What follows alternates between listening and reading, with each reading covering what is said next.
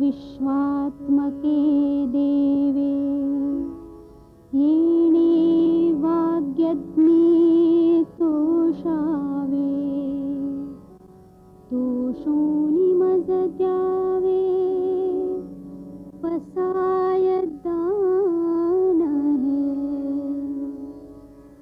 जे खडांची व्यंकटी सांडो तया सत्कर्मी रतिवाढो भूता परस्परे पडो मैत्र जीवांचे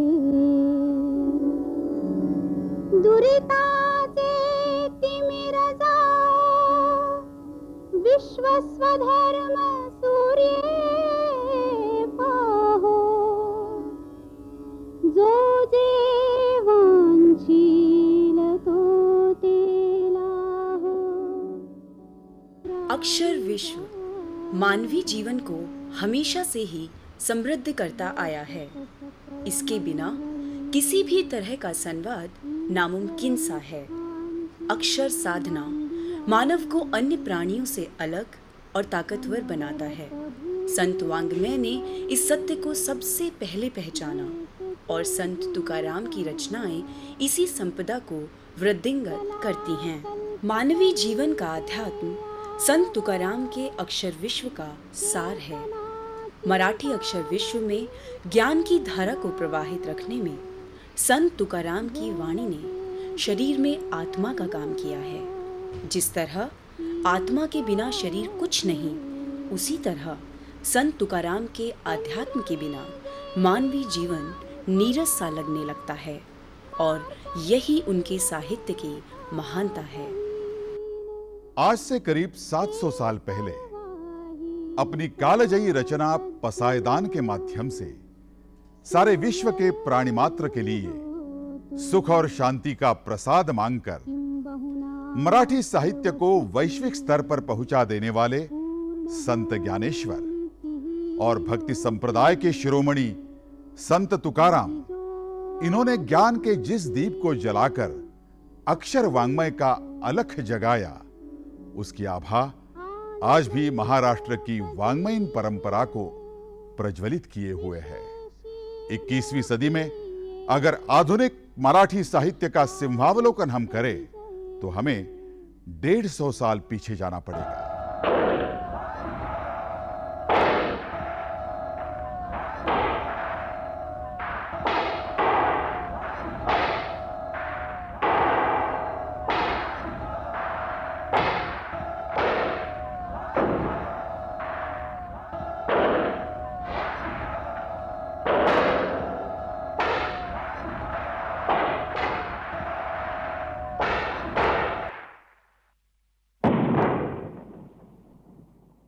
ये वो दौर था जिसमें पूरा हिंदुस्तान गुलामी की झुलसा देने वाली तपिश से बाहर निकलने की जद्दोजहद में मशरूफ था।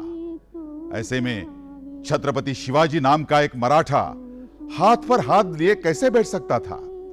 उसके एक हाथ में तलवार थी और दूसरे हाथ में लेखनी। उसकी खनकती तलवार ने जहां दुश्मनों के गुरूर को धराशायी किया, वही उसकी दमकती लेखनी ने सोए हुए हिंदुस्तान की चेतना को एक नए तरीके से जगाने का काम किया। भारतीय स्वतंत्रता संग्राम में वीर सावरकर का योगदान भुलाया नहीं जा सकता। उनकी ज्वलंत लेखनी ने अंग्रेजों की नींद हराम कर दी थी।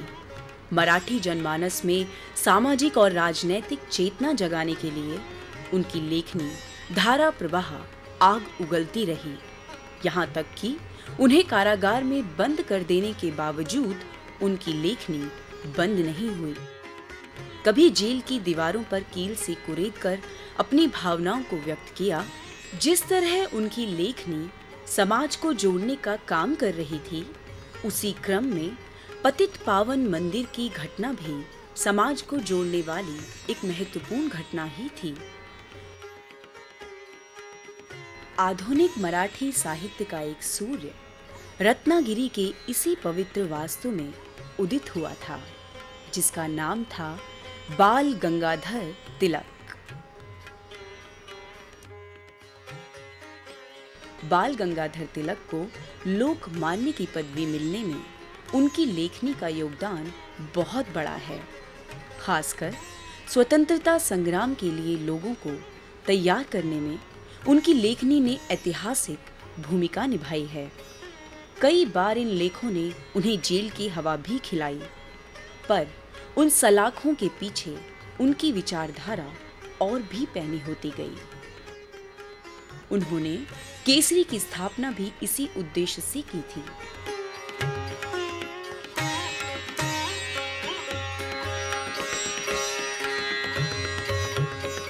19वीं सदी के आखिरी पर्व में मराठी समाचार पत्रों ने विभिन्न विषयों पर आधारित राष्ट्रवादी विचारधारा वाले जिन निबंधों को प्रकाशित किया, उसके पीछे समाज को गुलामी के विरोध में जागृत करने की एक निश्चित योजना थी। आधुनिक मराठी साहित्य की नींव उसी निबंध माला ने डाली थी। इसका प्रथम श्रेय विष्णुपंत शास्त्री चिपलूणकर को जाता है।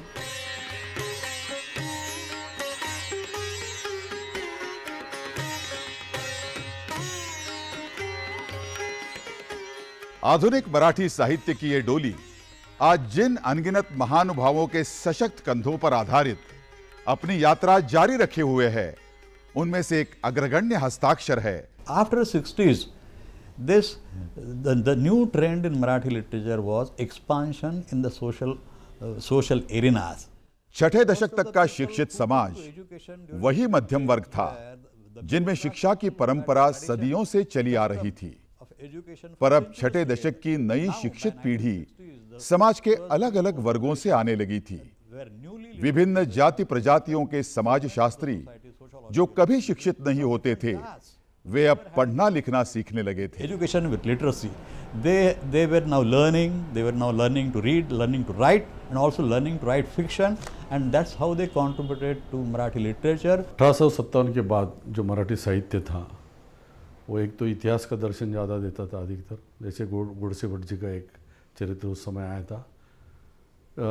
चरित्र की ओर ज़्यादा लेखन हुआ था उस समय। उसके बाद में साहित्यिक जो हमें मिले वो तो मराठी सिनेमा से मिले, वी शांताराम जी के साथ गदी माडगुळकर, शिवराम पंत वाशीकर, ये थे। और जब तक अच्छे साहित्यिक मराठी सिनेमा के साथ थे तो मराठी सिनेमा का भी अनुकरण और लोग करते थे और भाषा में। लेकिन वैसे मराठी साहित्य जो समृद्ध हुआ वो दलित साहित्य आने के बाद ही, जैसे कि दया पवार जी का वो बलूता आया अछूत, जिसका हिंदी में संस्करण है, नामदेव डासाल थे, लक्ष्मण माने थे। Another aspect of this stage and which is very, very different. देश के किसी भी अन्य भाषा से बिल्कुल ही एक अलग चित्र उभरा मराठी साहित्य में दलित साहित्य के प्रवेश से, खासकर दलित कवियों का मराठी साहित्य का हिस्सा बनने से, जिन्होंने अपने नए अनुभव, नई भाषा, नई चेतना और अपने नए वैश्विक दृष्टिकोण के साथ मराठी साहित्य के प्रांगण में अपनी बात रखी। और उन्होंने भी डॉक्टर बाबा साहब अम्बेडकर के पास से प्रेरणा लेके अपनी रचना को आकार दिया और मराठी साहित्य इतना ही नहीं तो पूरे वैश्विक साहित्य में अपना स्थान प्रस्थापित किया। जब सन 1882 या 85 के दरमियान हरिभाऊ आपटे ने पहली आधुनिक लघु कथा लिखी, धीरे धीरे कदम दर कदम मराठी साहित्य विकसित होता गया। मराठी लघु कथा, मराठी उपन्यास, मराठी कविता, ये सभी विधाएं क्रमशः प्रगति करती गई, पर उसकी गति बहुत ही धीमी रही। The so-called modernism in Marathi literature was brought in by the epoch-making poet B.S. Mardhekar. Marathi साहित्य में तथाकथित आधुनिकता युगश्रेष्ठ कवि श्री बासी मर्ढेकर ने लाई। बहुत वर्षों तक इंग्लैंड में रहने के बाद जब वे अंग्रेजी साहित्य से प्रभावित होकर भारत लौटे तो सीधे ऑल इंडिया रेडियो से जुड़ गए। जहां तक आधुनिक मराठी कविता का सवाल है, वे अग्रणी थे। वे अपने फन के माहिर थे। ज्ञानपीठ विजेता श्री विंदा करंदीकर और अन्य और भी कवि जिन्होंने मर्ढेकर की परंपरा को मजबूत ही किया। नारायण सुर्वे जैसे लोक कवि मार्क्सवाद से प्रभावित तो थे ही, पर मजदूर आंदोलन की सारथ्य करती उनकी कविताएं लोगों की भाषा में बोलने लगी। वे इतने प्रसिद्ध हुए कि धूप से तपते मैदान में हजारों लोग उन्हें सुनने के लिए घंटों तक प्रतीक्षा करने लगे। ये आधुनिक मराठी कविता के प्रांत का एक बड़ा ही महत्वपूर्ण दृश्य था। 20वीं सदी के प्रारंभ में गुरुदेव रविंद्रनाथ ठाकुर ने अपनी जापान यात्रा के बारे में लिखते हुए वहां के 3 पंक्तियों वाले काव्य प्रकार हाइकू के बारे में भारत को परिचित कराया। हिंदी, गुजराती, पंजाबी तथा 30 वर्ष पहले मराठी भाषा में हाइकू लिखा जाने लगा। शांताबाई शेळके यांनी पाण्यावरच्या पाकळ्या। आज नई पीढ़ी के बहुत सारे कवि इसे आगे बढ़ाने में लगे हैं। स्वर्गीय शांताबाई शेळके, पूजा मलुष्टे, बाल राणी, राजन पोल, मेघना साने तथा मनोहर तोड़नकर जैसे कवि इसमें उल्लेखनीय हैं। जहाँ तक कि मैं पॉलिटिकल सटायर लिखता हूँ तो मेरी जो प्रेरणा थी वो आचार्य यात्री जी, दत्तू बांदेकर जी।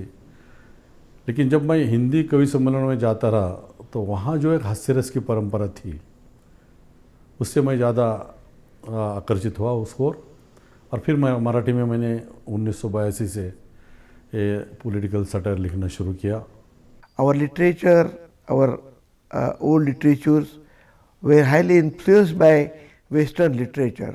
हमारा साहित्य पश्चिमी साहित्य से बहुत प्रभावित था, खासकर लघु कथा और उपन्यास। वैसे तो कविता भी इससे अछूती नहीं थी।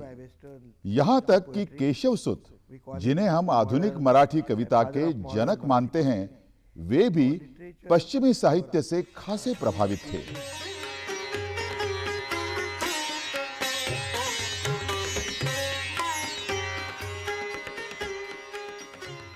अब जहां तक मेरा अपना सवाल है तो मैं आदरणीय फड़के, खांडेकर, हरिभाऊ आपटे, माडखोलकर और विशेषतः हाल के समय में श्री वेंकटेश माडगुळकर जी से अधिक प्रभावित था, जिन्होंने ग्रामीण जीवन, गांव और गांव के लोगों के बारे में ही लिखा।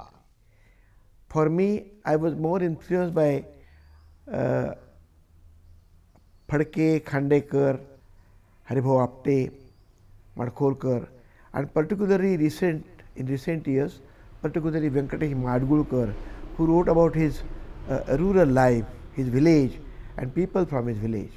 Then so far as short stories are concerned, the name of G.A. Kulkarni is a phenomenal name. जहां तक लघु कथा का संबंध है, जीए कुलकर्णी का नाम लोकोत्तर ही कहा जाना चाहिए।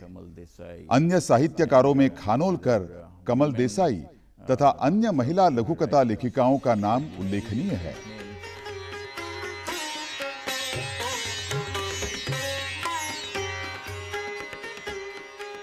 The global forces, the global impact, the destruction, वैश्विक शक्तियां, the chaos, वैश्विक all प्रभाव, this संहारक reflected in वृत्ति, Marathi literature also. विभ्रमावस्था, The new modern इन सभी बातों का असर existence मराठी or साहित्य in पर भी हुआ my है। Garge नई and आधुनिक Marle कथाओं को who अस्तित्व भावे देने का in श्रेय Madgulkar. आदरणीय श्री गंगाधर गाडगे, अरविंद गोखले, कुभा भावे और वेंकटेश माडगुळकर जैसे लेखकों को जाता है। मैंने इन 50 वर्षों में कोंकण के पृष्ठभूमि में जिन कथाओं को सृजित किया है, उन्हें आधुनिक मराठी लेखन के तौर पर लिया जा सकता है।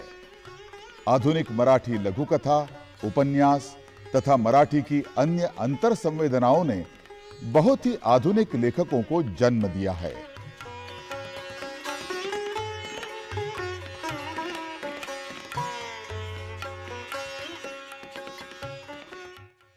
So far as novel is concerned, there are very major novelists like Ranganath Pathare.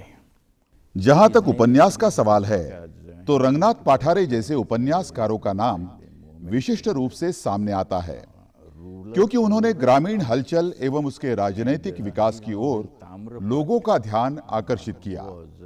उनके उपन्यास ताम्रपट इस दृष्टि से उपन्यास लेखन के क्षेत्र में मील का पत्थर माना जाना चाहिए। उसके बाद जयवंत दलवी और अरुण साधु। By 1856, I think the first novel in Marathi. 1856 तक मराठी का पहला उपन्यास बाहर आ चुका था। बाबा पद्मन जी इसके लेखक थे। वहां से फिर मराठी गद्य, मराठी उपन्यास, आधुनिक मराठी कविता, मराठी कहानी तथा आधुनिक मराठी नाटक का विकास शुरू हो गया था। या माळेचं कसब तुला ठाऊक नाही। प्रियकराला निरोप कळवण्याकरता असल्या माळेला पाठवल्यावर माझ्यासारख्या साध्या भोळ्या मुलींना तिनं तोंडघशी पाडलं नाही, असं आजपर्यंत कधी झालंय का? अगं जुळती नसे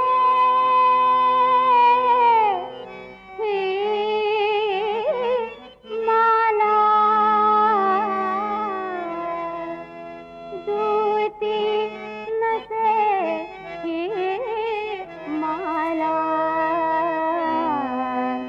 सवतची भासे मला, सवतची भासे मला, सवतची भासे मला, सवतची भासे मला.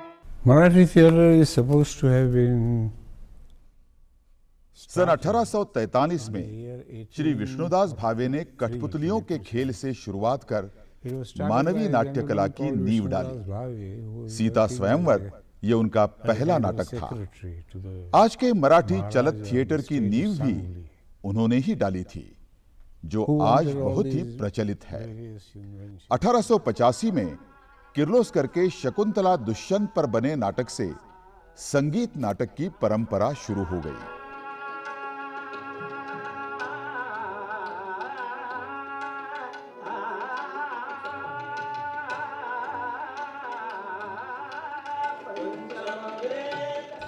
उसके बाद आपको शायद मैं ये बताना चाहूँगा कि जो संगीत नाटक है, जो हम मराठी संस्कृति की एक जिसे मानदंड समझते हैं हम, वो मराठी संगीत नाटक वास्तव में पहले पैदा हुआ तो गोवा के भूमि में हुआ। डोंगरी के गांव में संत कवि कृष्णभट्ट बांधकर नाटक लिखकर उस लिखित संहिता का प्रयोग अपने कलाकारों द्वारा करवाते थे।